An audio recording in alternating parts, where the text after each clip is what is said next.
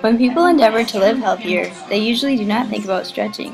Stretching certainly doesn't bring the smaller waistlines and healthier appearance that many are concerned about. Because the rewards are small and unseen, stretching is often ignored and considered one of those less important aspects of health.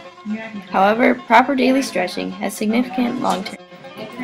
What do we mean by stretching? Stretching is simply the elongation of muscles and tendons. Muscles are the components of our bodies that enable us to move, and therefore, stretching also affects our ability to move. Whether we stretch properly or not, however, will determine whether those effects are positive or negative. When it comes to stretching, there is no one correct way to stretch. Appropriate stretching is different for each individual, depending on their own personal goals and circumstances.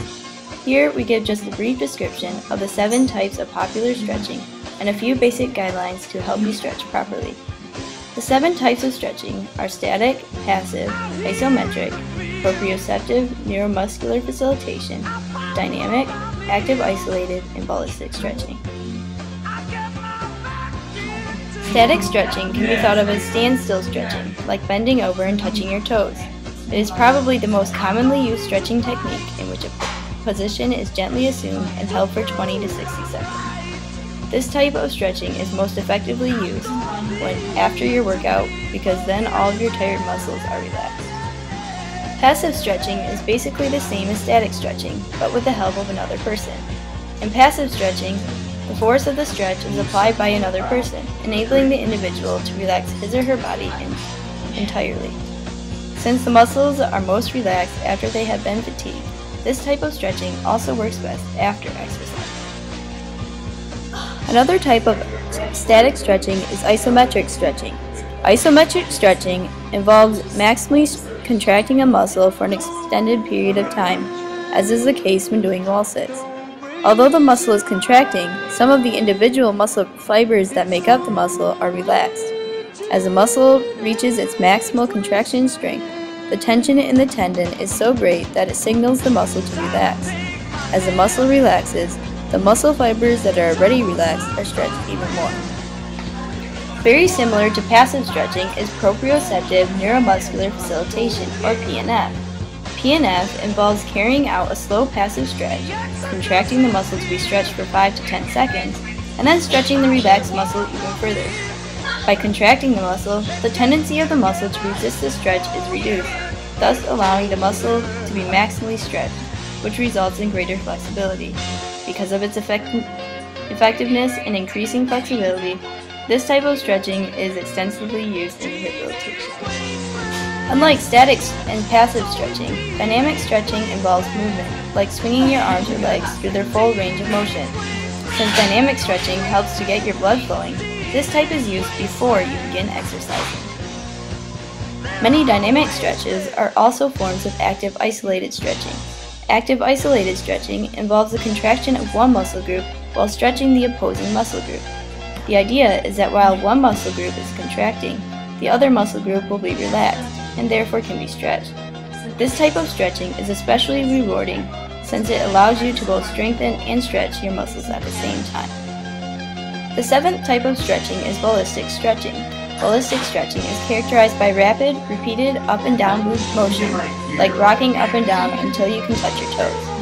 Although ballistic stretching may be useful for some highly conditioned athletes in preparation for a high-speed activity, ballistic stretching is not recommended for the average person because the quick, jerky movements tend to alarm the muscles to contract, which contraction counteracts the stretch and often results in muscle tears. Now that we've discussed the 7 types of stretching, let's take a closer look at how to stretch properly. As you may have already noticed, relaxation of the muscles that are being stretched is a key component of stretching. A muscle needs to be relaxed in order for it to be stretched. When you try elongating a contracting muscle, it results in tearing of the muscle. These tears heal as scar tissue, which only serves to shorten the muscle. Since our muscles tend to be tight and tense when we are cold, it is always a good idea to warm up before stretching.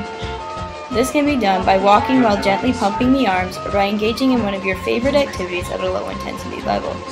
Not only is it important to warm up so that your muscles are relaxed when you begin to stretch, but as you proceed through the stretch, you must move slowly in order to prevent the muscle from contracting.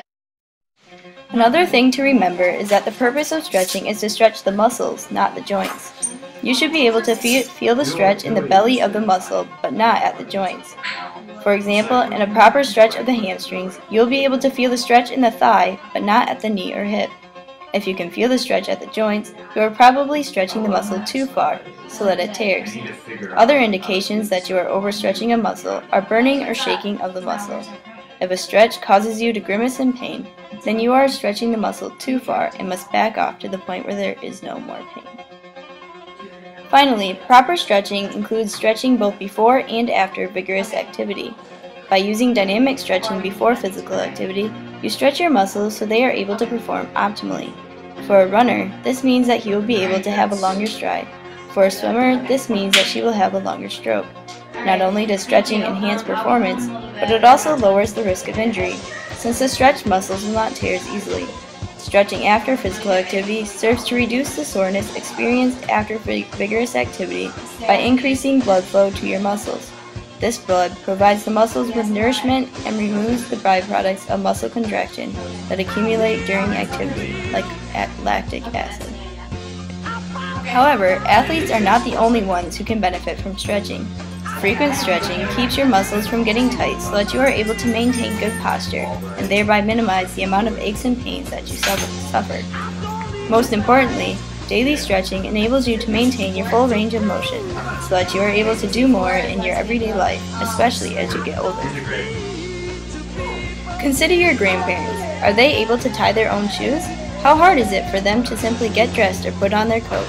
Is it a struggle to bend down and pick something up from off the floor? By stretching 10 minutes every morning, your life in the future will be much easier and more enjoyable. Daily stretching can even determine whether or not you are able to live independently when you are older, which really isn't very far away at all. Remember, stretching doesn't bring immediate benefits. It takes time to develop flexibility. In order to fully benefit from stretching, you need to start now.